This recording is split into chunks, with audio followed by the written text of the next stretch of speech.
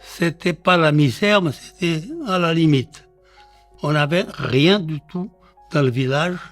Et on était toujours poursuivi par la PIT et on n'avait rien. On n'avait même pas le droit de sortir du village. 2,5 km du centre du village, on n'avait pas l'autorisation au-delà de sortir du village. Parce qu'on était toujours poursuivi. Et puisqu'on n'avait pas ni de métier, ni de travail, c'était travailler 10, 12, 14, 15, ça dépend des heures. Comme le patron il le voulait, alors c'était la misère.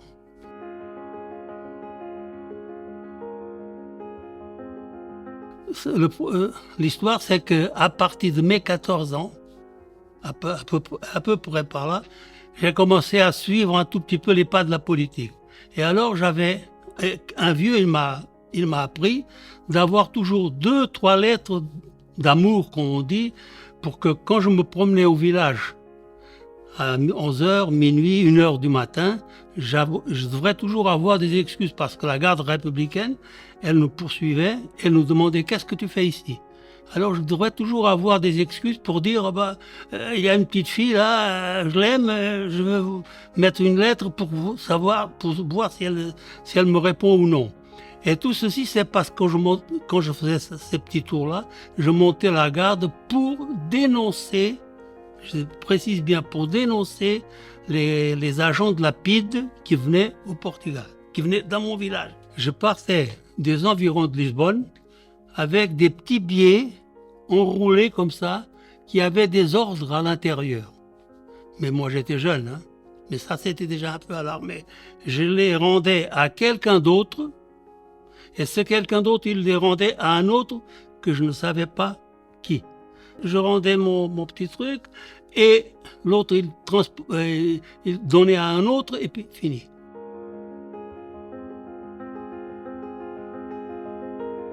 Oui, j'ai connu.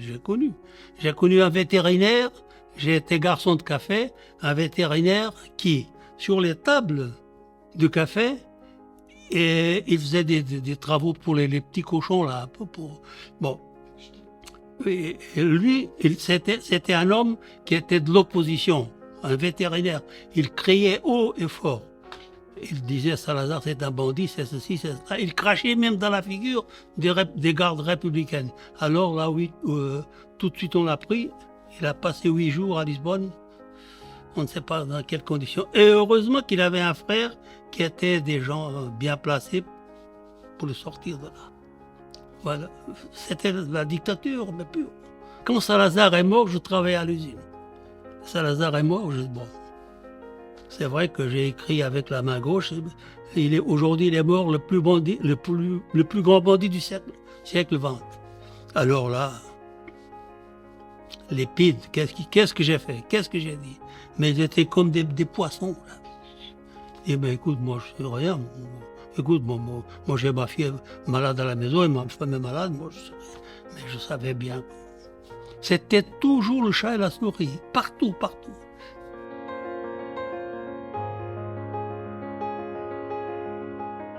Au Mozambique, le 27 octobre 1962, en avion, parce qu'on est allé défendre, ce qu'il nous racontait, une station radionavale, c'est-à-dire que toutes les informations qui partaient du Portugal étaient là. Et nous, on était en train de garder ça, 140 personnes. On était une compagnie, la compagnie numéro 2 de fusiliers. Et la chose la plus difficile que j'ai fait, c'était d'aller à 2-3 heures du matin, aux environs de l'aéroport, lever les Noirs. On disait qu'ils étaient des terroristes, ils disaient « Oh là, ils sont soulevés !» Et on arrive avec les armes, on dit « Voilà, monsieur, c'était la misère complète, ça sentait mauvais, c'était là, les sans-arrêt, les habitations, ça sentait, et ils n'avaient rien fait. Peut-être un qui a fait une bagarre ou quelque chose là. Et je me suis dit, mais si un jour je suis marié avec mes enfants et ma femme, on est au lit, et il y a quelqu'un qui vient me faire ça pour me faire sortir du lit, ça va pas. Ça ne va pas la guerre.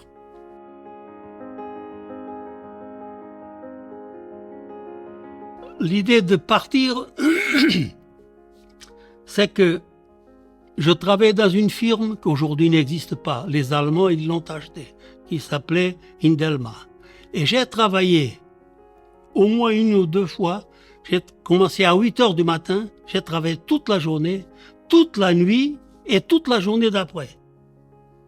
Quand je suis rentré à la maison, je tombais presque par terre. Pourquoi? Pour gagner un peu plus de sous.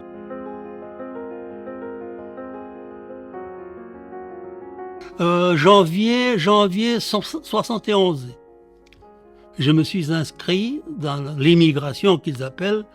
J'ai dû passer un examen. Puis je suis venu légalement avec un contrat. D'abord, je me suis inscrit, comme je vous ai dit. Puis je suis allé dans un village passer un petit examen de langue. Français, je connaissais presque pas. Anglais, je parlais quelques petits mots des bars, les mots des bars. Mais là, bon, j'ai réussi quand même quelque chose.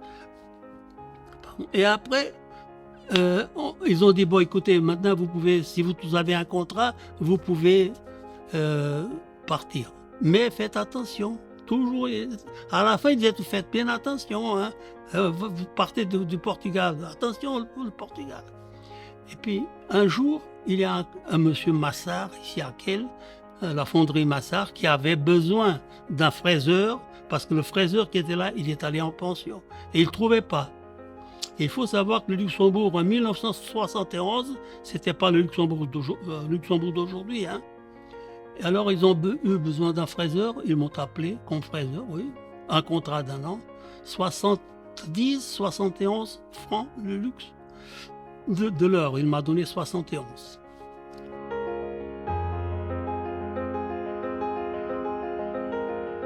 Pour qu'elle vienne au Luxembourg. Trafic. Allez au consulat portugais, vous vous présentez avec ma femme, avec l'enveloppe dans la... Il était monsieur Jordao. Ouais, oui, c'est moi. Je savais déjà, ils savaient bien. On entre, qu'est-ce que vous voulez? Asseyez-vous. Bah, écoutez, on vient pour ça et ça et ça et ça. Donnez-moi le passeport. Il a inscrit le passeport. Dans le passeport, il a inscrit le nom de ma fille. J'ai sorti le payé. Au revoir et merci beaucoup. Comme ça, quand on est allé au Portugal, la fille était déjà inscrite à la police.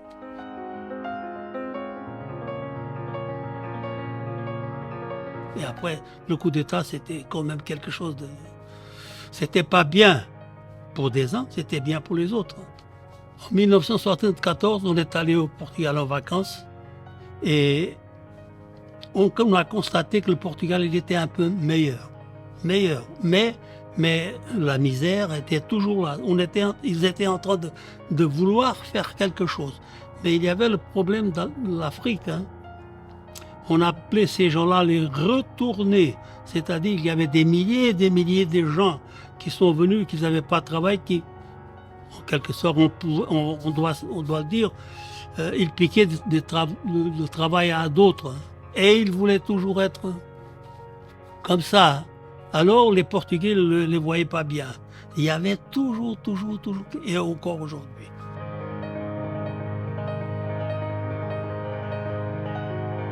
Vivre pour vivre, j'ai toujours voulu vivre où c'était le mieux. C'est le Luxembourg. Mourir pour mourir, je meurs ici, je meurs au Portugal, pour moi ça m'est égal. Donc tant que les Luxembourgeois ils ne me mettent pas dehors, façon de parler, attention, je resterai ici au Luxembourg. Le Luxembourg c'est mon deuxième pays, je l'ai ici. Et j'aimerais bien le dire aux Portugais, parce que c'est grâce au Luxembourg qu'on a un train de vie un peu meilleur aujourd'hui.